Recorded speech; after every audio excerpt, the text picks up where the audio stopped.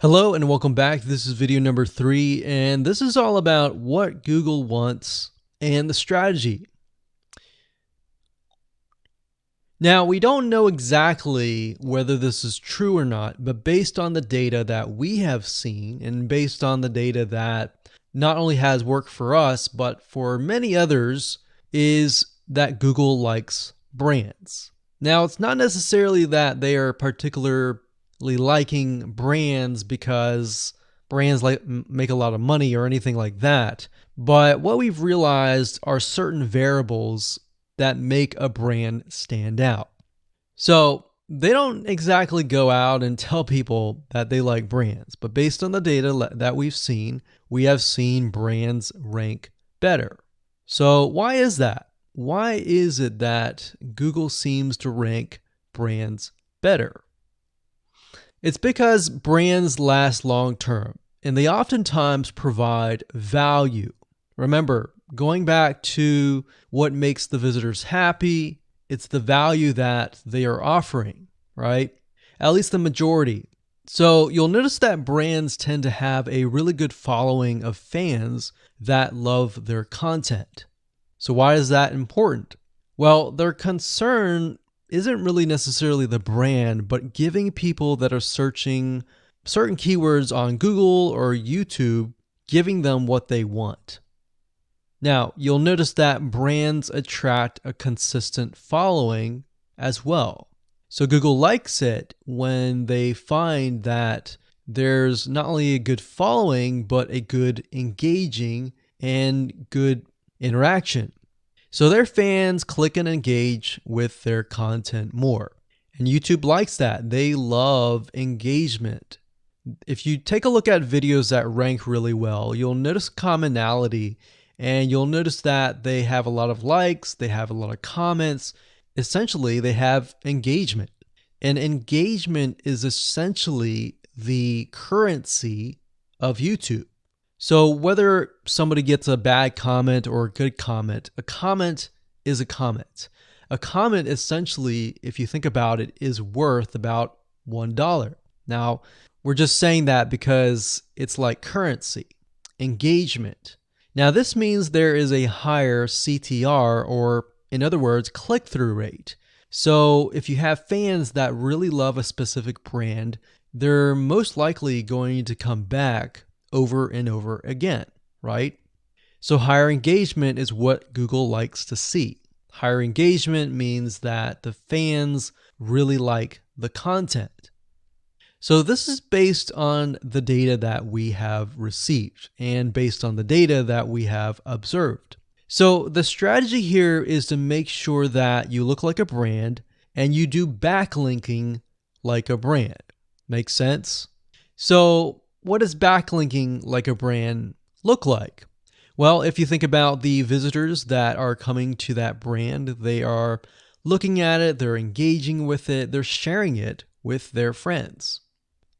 Now, like I said earlier, there's no exact this is the way it is, but based on the data that we have gathered over the years and what we see, what works and what hasn't, we can safely say that looking like a brand will be better for your YouTube channel.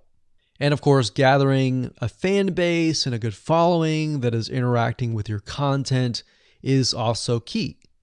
Now, if you look at brands, they have many social properties besides YouTube channels. They've got Facebook.com, they have Twitter, they have Snapchat, and more. So it only makes sense for your brand to have the same properties in your brand name and interlinking to each other, right? So let's say, for example, that you upload a video to YouTube. Then it's going to make sense for you to post that same YouTube video or share it via Facebook, Twitter, Snapchat, and more. So essentially, we're interlinking them together. And that kind of brings us to this strategy, which is the ring. You're basically interlinking everything together. So like I said, for example, you post a video on YouTube, it needs to be pushed to Twitter, your Facebook fan page, and other social properties. And fortunately, because everything is going to be automated, once you do that, it will trigger and it will automate the whole process. So it makes sense because your fans will be located at these different social properties. So some people will be at Facebook, some people will prefer Twitter, and some people will prefer maybe Snapchat or Instagram and other social properties. But if you think about it, it sounds very time consuming and tedious, right? And yes, it is, but once everything is set up, it will actually make your life a lot easier.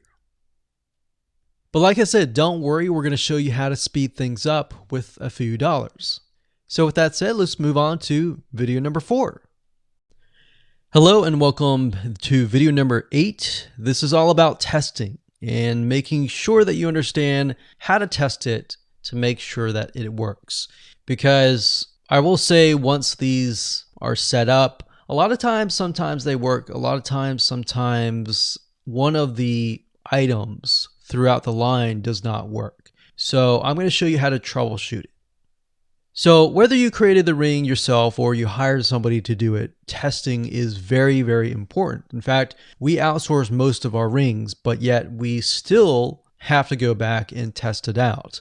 A lot of times when these freelancers are in the mode, they'll test it out, but they're really relying on you to test it out because they can't upload a YouTube video to your YouTube channel unless they have access. And a lot of times we don't give them access for, privacy and security reasons. So let's go ahead and discuss how to do that. So let's hop on back over to IFTTT and I'll show you how you need to test things out. Okay, so we're back at IFTTT, and what I recommend that you do is you open up the Excel spreadsheet that the freelancer gives you or that you've created yourself. And on that Excel spreadsheet, it should have your username and password and all the links to all of the accounts that were created. So in that case, how do we test it out? Well, obviously we're going to need to upload a video to YouTube. Now, I'm not going to do that now, but if you upload that, everything should work throughout the network. So the way you can test things out is simply by going to the websites that are in the Excel spreadsheet. So once you go there, if it has been posted, it works. If it's not working. If it's not working, then you'll need to kind of troubleshoot it. Either get the guy who created the ring to help you out, or if you did it yourself, this is basically what you need to do. So you need to check through and figure out what's not working. So if we found that the YouTube video is not being posted to blogger.com, we need to figure out why. So we need to go to the applet. So this in case is the YouTube like to Blogger. So it's a little bit different than the upload to YouTube channel. But if we click on that, you can see here that we have the applet that goes from YouTube like to Blogger. So if we click on this here, you can actually get a better view of what's happening. So basically anytime a YouTube video is liked, we create a post on Blogger, we put the title, we put all this. Now we need to figure out why. Usually a lot of times the reason why it's not posting is because it's not connected to the account. So you want to make sure that it's actually connected. If it is connected, then sometimes you'll need to look at, for example, this. Is it posting the title and maybe not the video? Or is it not posting everything? If it's not posting everything, it usually means it's a connection issue. If it is posting like the title but not the body or the YouTube, then maybe it's the embed code is incorrect. So you can check that. So really what it comes down to is just trial and error. But if you really outsource this, it's really going to be a lot easier. But that's what we found to be the case, and most of the time is that the services are not being connected. And I will say IFTTT, sometimes it's can be hit or miss. And sometimes in that case, the services may or may not be working. And that's really reliant sometimes on the YouTube channel, the social media platform, and all of that. So hopefully those tips can help you along the way when it comes to testing.